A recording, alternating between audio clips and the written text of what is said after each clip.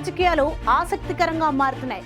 ఓవైపు అధికార కాంగ్రెస్ పలు సమస్యలతో సతమవుతుండగా మరోవైపు ప్రతిపక్ష బీజేపీ జేడీఎస్ పార్టీలో సమన్వయ లోపం స్పష్టంగా కనిపిస్తోంది. బీజేపీ జేడీఎస్ మధ్య మైత్రి ఏర్పడి ఏడాది కావస్తున్నా రాష్ట్ర స్థాయి నేతల మధ్య మాత్రం పెద్దగా సమన్వయం లేకపోవడం ఇప్పుడు కన్నడ రాజకీయాల్లో సరికొత్త చర్చకు తావిస్తోంది.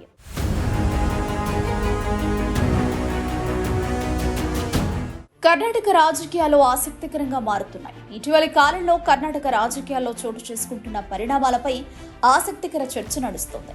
ఓవైపు అధికార కాంగ్రెస్ అవినీతి ఆరోపణలు, ముడా కుంభకోణం, అధికార మార్పిడి వంటి పలు సమస్యలతో సతమతమవుతోంది. మరోవైపు ప్రతిపక్ష బీజేపీ, జనతాదళ్ పార్టీల మధ్య లుకలుకలు బయటపడుతుండడం కర్ణాటక రాజకీయాల్లో హాట్ టాపిక్ గా మారింది. బీజేపీ, జనతాదళ్ పార్టీల మధ్య స్నేహం కుదిరి ఏడాది కావస్తోంది. 2024 లోక్సభ ఎన్నికల సమయంలో కలిసిన బీజేపీ, జనతాదళ్ పార్టీలు ఆ ఎన్నికల్లో అనుకున్నన్ని స్థానాలు దక్కించుకోలేకున్నా అధికార కాంగ్రెస్ తో పోలిస్తే ఎక్కువగా సాధించి పర్వాలేదనిపించేలా ప్రదర్శన చేశాయి.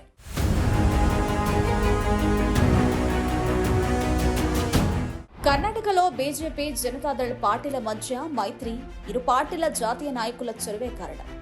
తమ పార్టీ పెద్దల నిర్ణయాన్ని కాదనలేక కర్ణాటకలోని బీజేపీ, జేడీఎస్ పార్టీలకు చెందిన నేతలు అయిష్టంగానే ఈ పొత్తుకు అంగీకరించారు. అయితే బీజేపీ, జనతాదళ్ పార్టీల మైత్రి ఏర్పడిన ఈ ఏడాదిలో ఈ రెండు పార్టీల పెద్దగా కలిసి పనిచేసింది లేదని చెప్పొచ్చు. చివరికి అధికార పక్షంపై విమర్శలు చేయడానికి కూడా ఈ రెండు పార్టీలు కలిసికట్టుగా పనిచేయలేదు. ఇందుకు కారణం కర్ణాటకలోని బీజేపీ, జేడీఎస్ నాయకుల మధ్య సమన్వయం ఏర్పడకపోవడమేనని అభిప్రాయాలు వ్యక్తమవుతున్నాయి. ప్రతిపక్ష పార్టీల మధ్య ఐక్యత కొరవడడం అధికార కాంగ్రెస్ కు కలిసొచ్చిందని చెప్పాలి.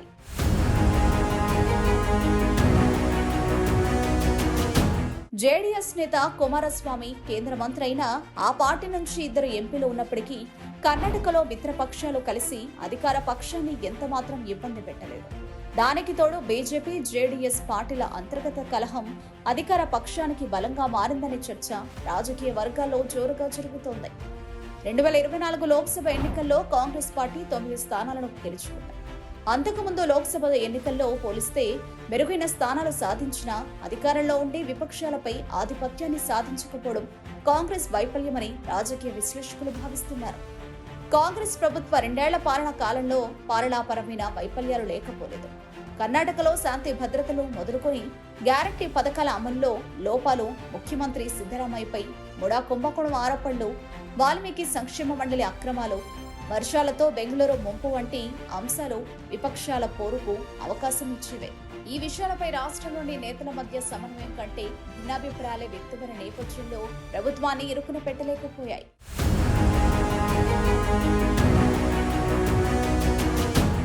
2024 లోక్సభ ఎన్నికల్లో 3 స్థానాల ఉప ఎన్నికల సమయంలో జేడీఎస్ నేత, కేంద్ర మంత్రి కుమారస్వామి రాష్ట్రంలోని నేతల కంటే జాతీయ నేతల అభిప్రాయాలకే ప్రాధాన్యమిచ్చారనే చర్చ జరిగింది.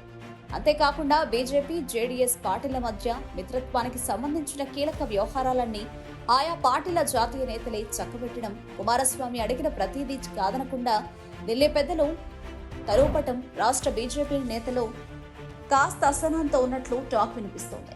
వాస్తవానికి లోక్సభ ఎన్నికల సమయంలోనే బీజేపీ, జేడీఎస్ పార్టీలు కలిసి ప్రచారం చేసేందుకు వేదికనే కుదరకపోవడం, దానికి తోడు ఉప ఎన్నికల సమయంలోనూ అభ్యర్థుల ఎంపికకు బీజేపీ రాష్ట్ర నేతలను దూరంగా ఉంచడంతో కుమారస్వామి రసవత్తరమైన రాజకీయాన్ని నడిపించారు.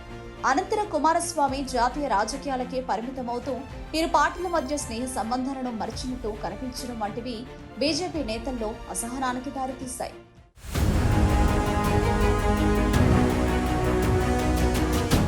ఇటీవల ప్రజలతో జనతాదళ్ పర్యటన ప్రారంభ కార్యక్రమంలో కుమారస్వామి పార్టీ శ్రేణులకు ఇచ్చిన భరోసా వ్యాఖ్యలు బీజేపీ నేతలకు మింగుడు పడడం లేదు.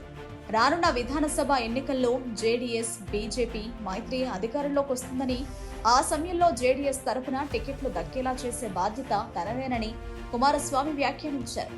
అంతేకాదు, ఢిల్లీ పెద్దలతో చర్చించి ఎలాగైనా సరే టికెట్లు ఇప్పిస్తానని కుమారస్వామి చేసిన వ్యాఖ్యలు విపక్ష నేత ఆర్ అశోక్ తో పాటు ఇతర నేతలకు రుచించలేదు. దీంతో బీజేపీ, జేడీఎస్ పార్టీలో రాష్ట్రంలోని నేతల మధ్య సమన్వయ లోపం స్పష్టంగా కనిపిస్తుంది. వాస్తవానికి రెండు పార్టీల మధ్య బలమైన స్నేహం ఉండాలంటే రాష్ట్ర నేతల మధ్య సమన్వయం అవసరం. కానీ బీజేపీ, జేడీఎస్లలో అది పెద్దగా కనిపించడం లేదు. ఇలాంటి పరిస్థితుల్లో బీజేపీ జేడీఎస్ మైత్రి ఎప్పటి వరకు కొనసాగుతుందో అనే చర్చ తెరపైకొచ్చింది. ఈ పరిణామాల నేపథ్యంలో బీజేపీ జేడీఎస్ అగ్రనాయకత్వం రాష్ట్రంలోని నేతల మధ్య సమన్వయం కోసం ఏ వరకు ప్రయత్నిస్తుందనేది చూడాలి.